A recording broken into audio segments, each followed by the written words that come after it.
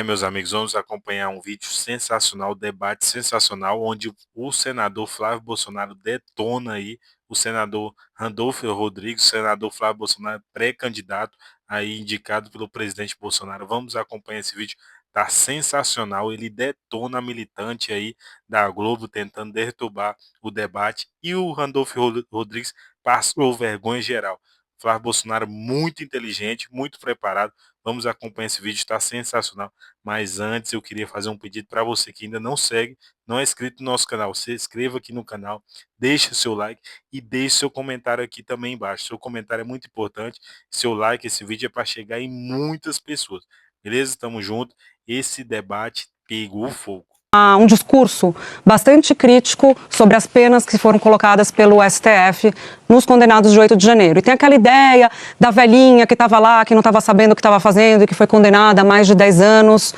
Esse projeto que está na Câmara e que a oposição vê no Senado, desculpe, sendo debatido no Senado e que a oposição vê com resistência, tenta exatamente diminuir a pena dessas pessoas. Por que vocês são contra? Bom, obrigado pelo convite, Júlia, de estar aqui. Boa noite. Senador Randolfo, boa noite a todos que nos assistem. Olha, na verdade a gente não concorda com esse projeto para diminuir pena dessas pessoas em função do 8 de janeiro por um fato muito simples. No nosso entendimento, os crimes que essas pessoas estão sendo acusadas são crimes impossíveis. Você não pode, em sã consciência, imaginar que quem estava ali no 8 de janeiro, durante um recesso do Legislativo, recesso do Judiciário, a Praça dos Três Poderes completamente vazias, em que houve ali invasão de prédios públicos vazios, um protesto sem armas, um protesto sem financiamento, um protesto sem lideranças. São crimes impossíveis, porque, na prática, o que é que impediria o Lula de continuar sendo presidente no dia 9 de janeiro de 2023? Nada, como ele continua sendo presidente.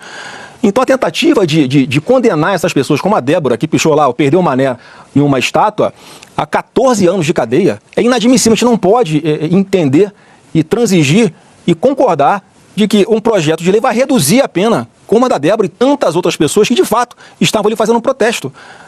Reduzir de 14 para 7 anos, para 8 anos, para 5 anos, é uma injustiça muito grande, Júlia. O próprio atual ministro da Defesa de Lula falou com todas as letras: olha, tem parentes meus que estão na frente do quartel lá em Recife, tem amigos meus que estão na frente do quartel lá em Brasília, isso no dia 2 de janeiro, antes do dia 8 de janeiro, dizendo que tratava-se de uma manifestação democrática. E todas as nossas manifestações sempre foram pacíficas. Se fosse anistia para essas pessoas só, vocês topariam? O que está sendo costurado lá, que está no texto do relator deputado Rodrigo Valadares, que eu tenho conhecimento, é que há uma anistia, exceto para esses crimes de depredação de patrimônio público, que é o que de fato essas pessoas, algumas das pessoas praticaram. Mas nem a individualização das penas, Júlia, está sendo respeitada. É uma condenação a balde, a granel. Então hoje tinham câmeras lá que podiam ser usadas nesse processo, se fosse um processo feito com calma, que nem era para estar no Supremo Tribunal Federal, porque essas penas, Júlia, no Código Penal são de depredação, são de 6 meses a 3 anos. Era coisa para ser juizado especial criminal, antigo juizado de pequenas causas, como eram conhecidos. E esse tipo de crime jamais ensejaria prisão de ninguém. Então, obviamente, a gente concorda que haja uma anistia nesses termos que eu falei e não uma meia anistia para querer, obviamente, entregar essas pessoas para uma pena menor quando elas não deveriam responder a pena nenhuma, muitas delas. O senador Flávio coloca essa questão da meia anistia e foca muito os crimes do 8 de janeiro. A PGR entendeu de maneira diferente, senador Randolfo, entendeu que o 8 de janeiro é o ápice de algo que vem desde o final de 2022. A tentativa de golpe se forma antes de 2023. Por que vocês acham que o projeto do Senado é melhor que o projeto da Câmara? Então, bom, primeiro, boa noite, Júlia, Flávio, satisfação de estar aqui contigo no debate. Boa noite a todos os assinantes da Globo News. Bom, em primeiro lugar, Júlia, nós temos que ver também qual é o texto que está para o debate no Senado. Eu acho que fazer a tipificação das penas é um debate que é razoável. Aquele que participou de financiamento, organização, articulação de golpe de Estado, ter uma pena maior do que aqueles que foram levados pelo vai da valsa da multidão, que foram utilizados como massa de manobra naquela circunstância. Eu acho que isso é razoável. Ter dosimetria das penas, debater dosimetrias, embora dosimetria seja um instrumento a ser aplicado pelo juiz, no caso, os ministros do Supremo Tribunal Federal que estão julgando, mas nesses casos específicos, debater qual seria a pena justa, a pena adequada, é um debate que é razoável ter tido. Então, o STF excedeu as penas, se o senhor defende que é necessário ter uma dosimetria? É necessário ver a circunstância, que é a interpretação do 359-M e L do Código Penal. O 359-M e L do Código Penal é um instrumento que a democracia brasileira colocou em sua própria defesa. E foi, inclusive, um dispositivo sancionado pelo presidente Bolsonaro. Nesse dispositivo se caracteriza o crime de golpe de Estado. Nesse dispositivo, as penas que estão em curso no 35M, elas são cumulativas com 35L. 12 anos no máximo e 8 anos Exatamente. no máximo. Há cumulatividade. Então, na verdade, o Supremo Tribunal Federal faz a interpretação do que está escrito na lei. Debater se isso é justo, se a mesma pena que pode vir a ser aplicado para quem articulou, para quem planejou, para quem financiou uma tentativa de golpe de Estado, tem que ser a mesma pena a ser aplicado àquele que participou como, vou utilizar esse termo, massa de manobra de algum dos atos. Eu acho que isso é um debate razoável. O que ocorreu pela aplicação do STF é que houve o princípio da cumulatividade. Um dos debates que existe no Senado é se a cumulatividade se aplica ou não. Isso difere do debate de anistia. E sabe por que difere do debate de anistia? Porque, Júlia, nós tivemos, ao longo da nossa história, 9 golpes de Estado no Brasil. E tivemos pelo menos 5 tentativas. A não punição, quem tenta golpe de Estado e se concretiza, ascende ao poder político. Quem tenta, mesmo aqueles que tentaram e o golpe não se concretizou, logo em seguida foram anistiados e participaram depois de passagens muito tristes da nossa história. Por isso que o debate de anistia, para nós, não é aceitável. Bom, o senador está defendendo aqui, discutir, então, mudança na lei de defesa do Estado Democrático de Direito. Já jogando para o senhor, então, senador Flávio, essa ideia do senador representando o governo tem o apoio de Davi Alcolumbre, que é o presidente do Congresso, presidente do Senado, que está, nesse momento, em viagem com o presidente Lula. Então, a gente vê um alinhamento e uma possibilidade maior de aprovação desse texto que vocês não querem, que o senhor enxerga como uma meia anistia, do que o texto que vocês estão defendendo. Não, primeiro assim, eu não conversei com o presidente Davi Alcolumbre, estou esperando ele voltar dessa viagem para entender que proposta é essa, porque exatamente, Júlia, o que tem que ser discutido não é a dosimetria da pena. O que tem que ser discutido é o absurdo de se tentar impor essa narrativa mentirosa que houve uma tentativa de golpe de Estado no Brasil. A PGR acusa o presidente Bolsonaro na sua denúncia de que o golpe começou em junho de 2021. E quando você fala de atentado contra o Estado Democrático de Direito, é para você desconstituir um governo legitimamente eleito. Se começou em 2021, como é que o Bolsonaro está sendo acusado de tentar dar um golpe nele mesmo, já que ele era o presidente legitimamente eleito e constituído ali? Não tem nenhuma lógica. O presidente Bolsonaro, assim que acabou a eleição, ele grava um vídeo pedindo que não haja, por exemplo, o trancamento das rodovias federais, como se começou a fazer um movimento. Ele dá uma coletiva do lado do senador Ciro Nogueira, em que ele diz: vão sentir saudade de nós. Olha, você vai sentir saudade porque ele não vai ficar no governo. E ele fez uma transição a pedido do ministro Zé Múcio, hoje ministro de Lula, e o Bolsonaro nomeou os 3 comandantes de força, Exército, Marinha e Aeronáutica, indicados pelo Lula. Quem quer dar um golpe, coloca para comandar as Forças Armadas, pessoas indicadas pelo seu opositor político, é um claro reconhecimento de que ele não vai continuar na presidência. E, além disso, para sacramentar, porque tem muita gente que acha que o Bolsonaro tinha que ter feito algum gesto e dado uma sinalização para que houvesse uma desmobilização das pessoas nas ruas, e ele fez. Se você entrar aí agora no meu Instagram, @Flávio Bolsonaro, está postado um vídeo em que o Bolsonaro, numa live no dia 30 de dezembro de 2022, antes de embarcar para os Estados Unidos, ele fala com todas as letras, Júlia. Olha, o mundo não acaba dia 1º de janeiro, em referência ao posto Lula. Não tem tudo ou nada, não existe tudo ou nada, a vida continua. Vamos continuar fazendo a nossa parte. Não vamos fazer como a esquerda, que promovia quebra-quebra, que promovia invasões de propriedades privadas. Não podemos nos igualar. Esses eram os argumentos que ele usava e que são completamente ignorados na denúncia da PGR. O que o senhor acha disso? Bom, eu acho que houve uma tentativa de golpe de Estado e ficou flagrante. O golpe de Estado não foi dia 8 de janeiro, Júlia. O golpe de Estado ele foi um processo continuado. Veja, o presidente Lula é eleito no dia 30 de outubro de 2022. No dia seguinte, começou a ter, no mesmo dia da eleição, a gente não pode esquecer que no mesmo dia da eleição, teve a mobilização da Polícia Rodoviária Federal para impedir que os eleitores de Lula fossem votar no Nordeste. Então, o golpe de Estado estava em curso já a partir do próprio dia da eleição. O dia seguinte à eleição teve bloqueio de rodovias, teve ações, teve acampamentos em frente aos quartéis pedindo uma intervenção das Forças Armadas. A intervenção das Forças Armadas não ocorreu porque 2 dos comandantes militares não aceitaram. Mas um dos comandantes militares, o da Marinha, segundo a investigação e segundo o depoimento dos próprios outros comandantes militares, concordou em ir adiante no golpe de Estado. O golpe de Estado não ocorreu porque não houve o apoio de 2 das 3 armas das Forças Armadas, do Exército e da Aeronáutica. Um dos comandantes, assim, concordou. Além disso, o inquérito da Polícia Federal aponta claramente que existia um plano para tentar matar o presidente da República, o vice-presidente da República e o presidente do Tribunal Superior Eleitoral. Então, Isso tudo está em vasto material probatório, que foi resultado de um inquérito e de uma pesquisa detalhada da parte da Polícia Federal. O 8 de janeiro foi o último passo de um processo golpista, que teve acampamento na frente dos quartéis, que teve bloqueio de rodovias, que teve uma manifestação que depredou esta Brasília aqui inteira no dia 12 de dezembro, no dia da diplomação do presidente Lula e do vice-presidente Alckmin, que teve logo em seguida a tentativa de colocar uma bomba no aeroporto de Brasília, que poderia vitimar milhares de brasileiros, e que concluiu com o 8 de janeiro. Então, não é o 8 de janeiro desfocado e deslocado, é o processo todo iniciado a partir de 30 de outubro. Queria pegar esses argumentos do senador Randolph, então, senador Flávio, porque ele cita o plano Punhal Verde e Amarelo, que segundo a PF foi impresso na antessala do então presidente, ali no Palácio do Planalto. Ele fala da minuta do golpe, que o próprio ex-presidente Bolsonaro disse que chegou a ler, que chegou a ver, mas que não teria problema na visão dele. E esses todos são elementos que apontam porque a Constituição coloca agora, a Constituição não, o Código Penal coloca agora como crime. A tentativa de golpe de Estado é o crime, não o golpe de Estado, por óbvio. A tentativa de abolição do Estado Democrático de Direito é o crime. Então, para a PGR e para a PF, essas articulações compõem um caldo maior. Não, golpista, isso é pura narrativa mentirosa desse grupo especial do Lula na Polícia Federal. Como é que você pode falar que o golpe começou em 2021, como a PGR fala? Mais uma vez, se o presidente era o Bolsonaro, ele ia dar um golpe nele mesmo.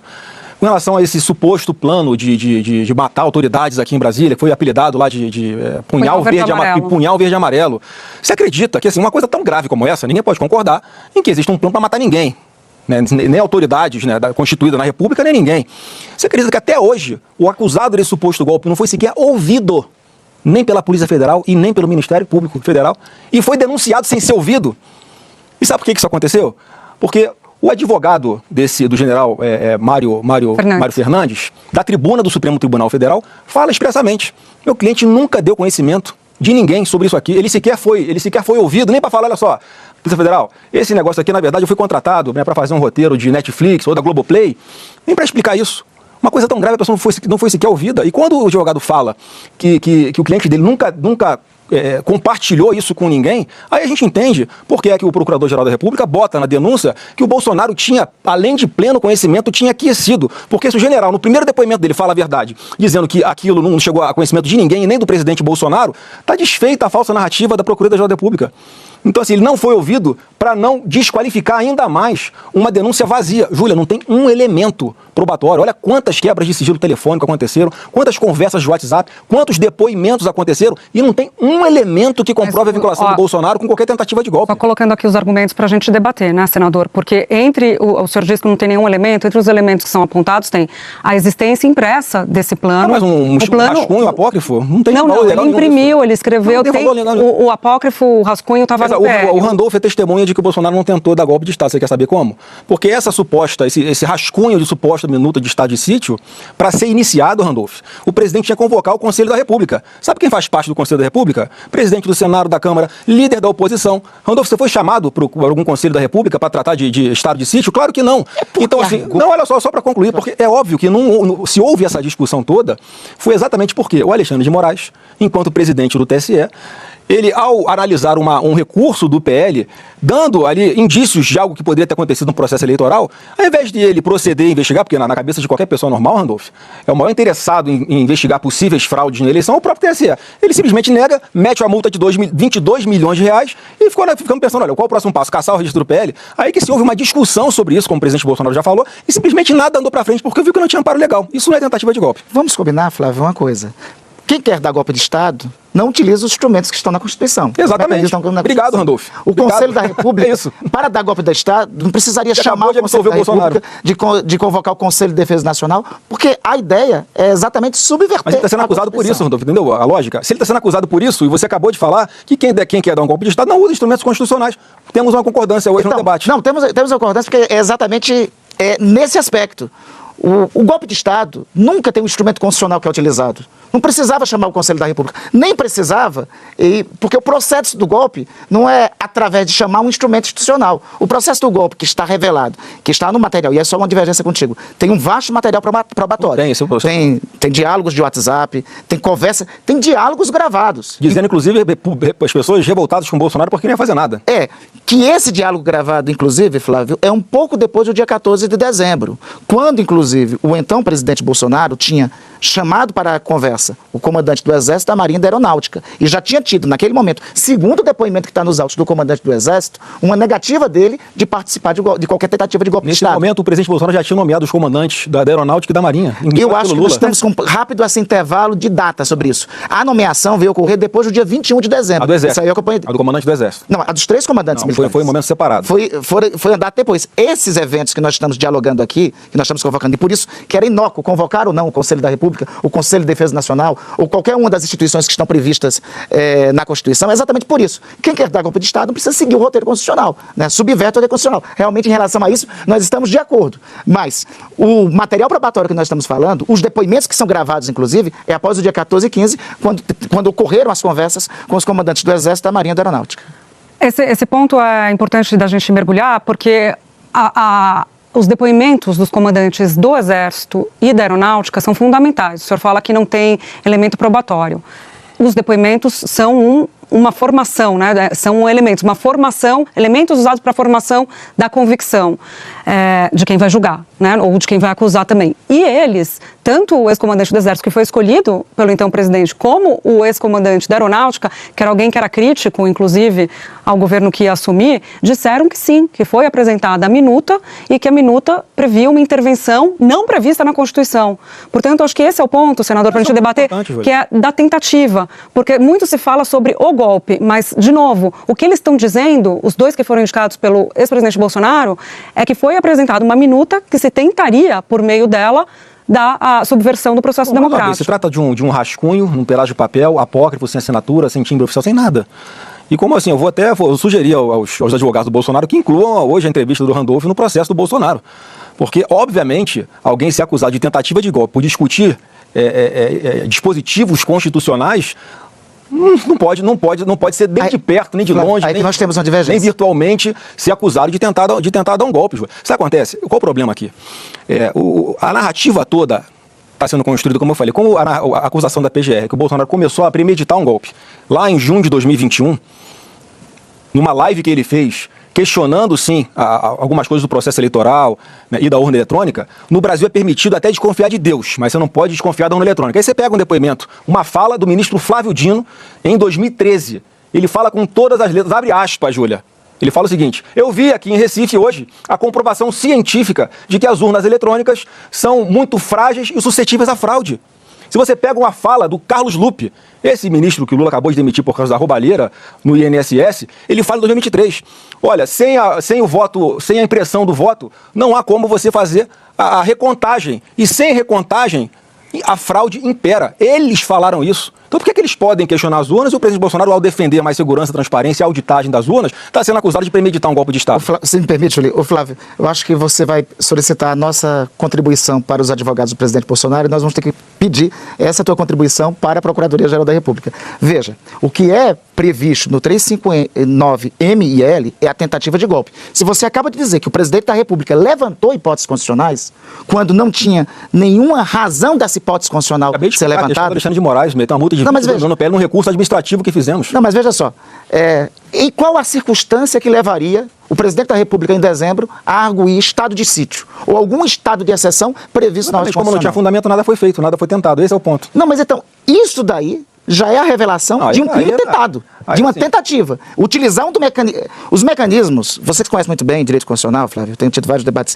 com você, você sabe que os mecanismos de estado de defesa e estado de sítio são mecanismos de defesa da própria Constituição, são mecanismos tidos como de exceção. Eles só são cogitados em situações excepcionalíssimas, onde que tem em situação de guerra, em situação de abalo institucional. Qual era a situação de abalo institucional que levaria a esse dispositivo ser suscitado nesse momento? Senador Randolph, eu queria colocar aqui dados de uma pesquisa Datafolha que foi feita em março de 2024. 63% da população era contra o projeto de anistia. Agora, em abril de 2025, esse percentual caiu para 56%. Então, passou de 63% para 56% os que são contra, ainda a maioria da população. Mas quem apoiava, antes era 31%, agora são 37%. Por que essa mudança está além da margem de erro? Eu sempre respeito as pesquisas, Júlia, mas eu acho que tanto numa quanto outra, mostra a realidade. Os brasileiros que estão me assistindo agora, os assinantes da Globo News, Eles estão preocupados mais em um outro tipo de anistia, que é o que o nosso governo quer aprovar no Congresso Nacional. É a anistia para aqueles 120 milhões de brasileiros que pagam imposto de renda, que recebem até R$5.000 e pagam imposto de renda. Eu acho que é essa anistia que eles estão interessados. Se você for, nesse momento, conversar com o seu Zé, da planificadora da esquina, e perguntar, esse assunto não está no dia a dia dele. Se você for perguntar para a dona Maria, que mora lá no bairro do Congós, na minha cidade de Macapá, esse não é um tema que está no dia a dia dele. Por quê? Seja num percentual, seja outro, esse não é um tema que está na agenda dos brasileiros. Eu acho que nós temos vários outros temas, a condição de vida, concretamente, as medidas que são necessárias para equilibrar a economia, anistiar do imposto de renda aqueles que recebem 5 mil, temos um conjunto de outros medidas para serem debatidas. Senador Flávio, essa mesma pesquisa, Datafolha, mostra que 52% da população acha que Bolsonaro deveria ser preso. O que o senhor tem a dizer sobre isso? Olha, cada dia que passa, o tempo conta a nosso favor, as pessoas vão tomando conhecimento da realidade. Vão vendo que não há individualização das penas, que há uma perseguição implacável contra o presidente Bolsonaro. E, infelizmente, para o Alexandre de Moraes, vale tudo para condenar e humilhar o presidente Bolsonaro. Inclusive, Júlia, destruir os pilares democráticos na nossa Constituição, princípios da ampla defesa, do devido processo legal, como eu falei, da individualização das penas. E vale também destruir as vidas de centenas de brasileiros que, obviamente, não tinham que estar sendo condenados a essas penas absurdas. Então, quanto mais passa o tempo, mais vem à tona a realidade dessas famílias, as pessoas vão se sensibilizando com quem é perseguido injustamente. É por isso que o presidente Bolsonaro está tão na frente do Lula nas pesquisas como nunca esteve na história. É por isso, Júlia, que a gente tem a convicção de que o Lula está desesperado para fazer esse monte de coisas bacanas, legal, mas vai tirar o dinheiro de onde? Vai ajustar as contas públicas antes ou vai querer continuar indo para a linha de aumentar impostos, criar novos impostos, de rastrear quem movimenta até R$5.000 de Pix na sua conta para cobrar imposto de renda deles? Ou vai ficar arrumando dinheiro de onde para poder devolver para os aposentados que foram roubados agora por esse ato hediondo contra os aposentados do INSS? Então, assim, o discurso é muito bonito, mas na prática não tem de onde tirar dinheiro. Então, para tentar resgatar alguma popularidade, anuncia esse monte de medida. A consequência é que a taxa de juros está explodindo. Cada vez mais as pessoas não estão investindo na geração de empregos, porque está caro pegar financiamento. E, obviamente, parece que o projeto do governo Lula, eu digo o seguinte, se o Lula administrasse o deserto, a areia acabava em 4 anos. Tamanha a gastança e a má gestão da administração pública. Senador Randolph? O Flávio aqui tenta concretamente demonstrar qual é a posição da oposição.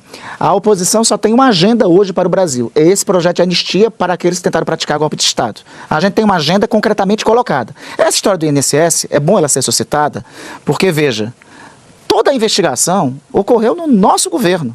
As ações ocorreram no nosso governo. No nosso governo, a CGU funciona. No nosso governo, a Polícia Federal tem autonomia. A Polícia Federal, a mesma Polícia Federal que investigou a tentativa de golpe de Estado e que tem um arcabouço probatório todos, que ocorreu uma tentativa de golpe no Estado do Brasil, é a mesma Polícia Federal que desbaratou os esquemas que estavam em curso no INSS. Então, no nosso governo, a Polícia Federal tem autonomia e as instituições funcionam. E esse esquema do INSS, é bom que sempre se diga, foi todo montado a partir de 2019. Das 10 associações que estão lá, 9 foram criadas entre 2019 e 2022. 2 vezes, por consecutivo, foi prorrogado o prazo de validação do segurado, do INSS, junto a essas associações, para que eles não precisassem fazer a validação. Então, crime tem, a gente investiga. E a agenda que nós temos é a agenda do Brasil. É anistiar do imposto de renda aqueles que recebem até R$5.000 de imposto, garantir o pagamento de energia mais barata,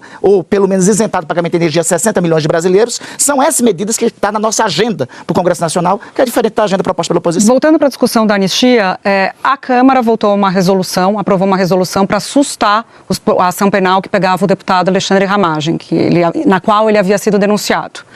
Bom, 315 votos a favor, senador. Grande parte da Câmara votando a favor dessa matéria. A primeira turma foi analisar a constitucionalidade dessa decisão, que dava margem para suspender também a ação penal, que é a mesma, né, dos outros réus, como o próprio ex-presidente Bolsonaro, e considerou que estava inconstitucional suspender a ação como um todo, que podia suspender só os crimes que foram cometidos após a diplomação, os especificamente de 8 de janeiro, dano contra o patrimônio tombado, dano ao patrimônio público.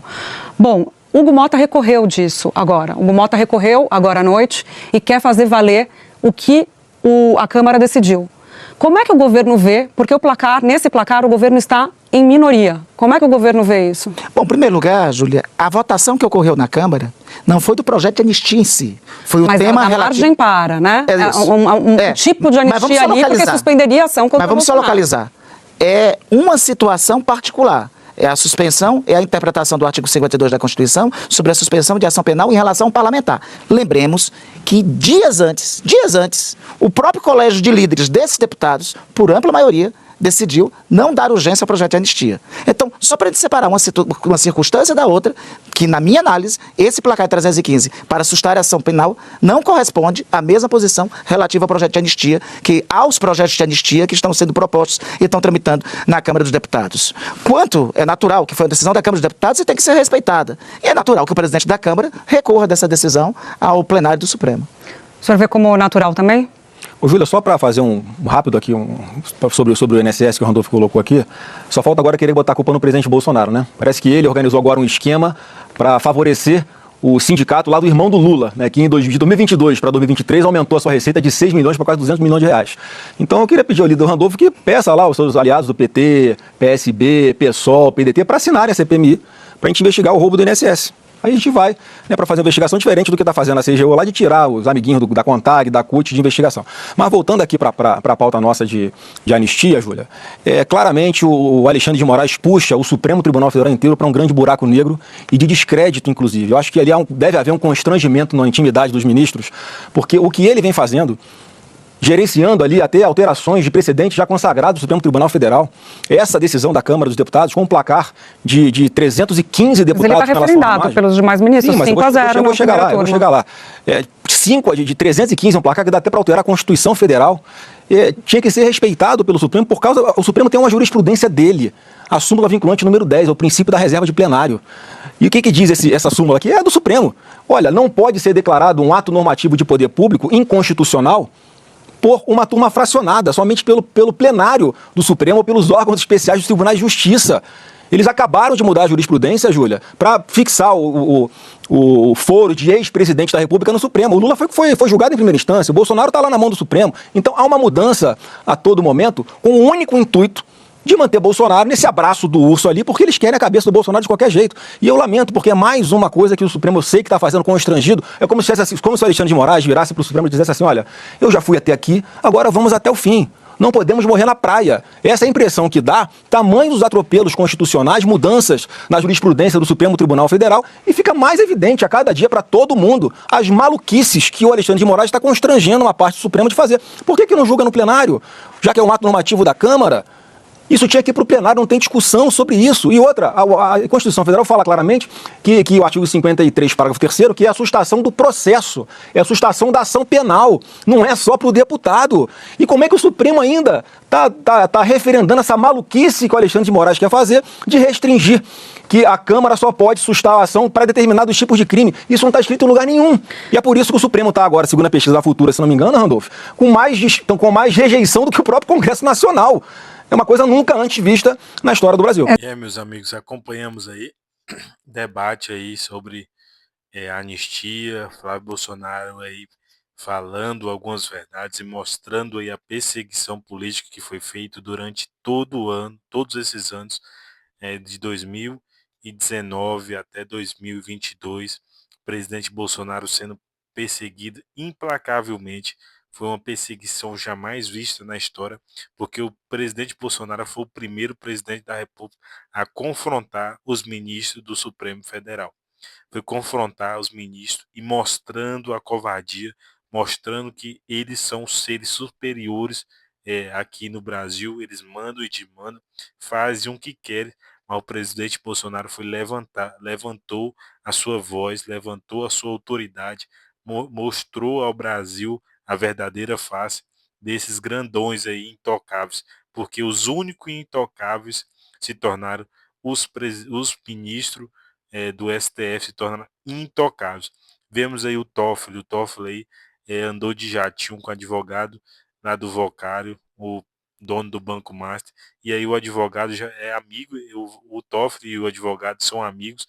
Aí o advogado já mandou ali os habeas corpus, já mandou ali, ele já colocou tudo em sigilo foi colocado aí, porque o Toffoli está envolvido, ele já pegou o caso para ele. Esse caso não tem ninguém, nenhum foro privilegiado, privilegiado ali no primeiro momento. Pode ter depois, mas não é prerrogativa do Supremo Federal ter o vocário aí, lá o processo, processo do vocário dentro do Supremo Federal. Não é. E o Toffoli pegou para ele para esconder o que realmente está acontecendo. E eles vão fazer isso. Vão distorcer, vão colocar a culpa em outras pessoas e vai livrar a cara. Ministro do Supremo Federal, amigo, é, isso é normal, mas ficou muito na cara, viajando de jatinho, amigo do advogado. E o Alexandre de Moraes agora ficou exposto na mídia, mas a Globo News, a Globo, a CNN, nenhuma das grandes emissoras aí tá falando sobre a esposa do Alexandre de Moraes. 129 milhões o contrato. 129 milhões o contrato. Aí é fácil prender velhinhas e ficar aí se ganhando milhões. 129 milhões. Não é qualquer coisa. Isso é só com um contrato. Um contrato aí com o Banco Master. Imagina quantos contratos com empresas aí gigantes, aí bancos, empresas, esses ministros não têm. Eles são bilionários. Os ministros do Supremo Federal se tornaram bilionários, donos do Brasil.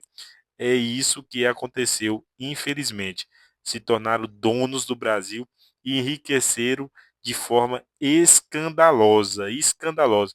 Se colocarmos aí esse tráfico de influência que eles exercem, todos, os tráficos de influência que é um ou outro que não tem escritório de advocacia, porque quem é que não quer ter um advogado que é dono, que esse escritório é dono de o STF, um ministro do STF é dono de um escritório, você vai lá e contrata. Quem é que não quer ter uma influência desse tamanho dessa? Quem é o juiz? Esse juiz de primeira instância aí que vai peitar num ministro do Supremo Federal. Não tem como, a influência que eles exercem sobre todos os outros juízes não tem como. Infelizmente, essa ditadura de toga que está acontecendo no Brasil, ela precisa ser revista urgente. Os senadores precisam acordar, precisam de pressão pública urgente. Galera, é muito importante vocês deixar o like nesse vídeo, se inscrever no canal e deixar seu comentário aqui de apoio ao Flávio Bolsonaro, ao nosso presidente Bolsonaro. Deixa aqui o apoio. E se você não está inscrito, se inscreva no canal para você acompanhar todos os vídeos aqui, beleza? Tamo junto e até o próximo vídeo.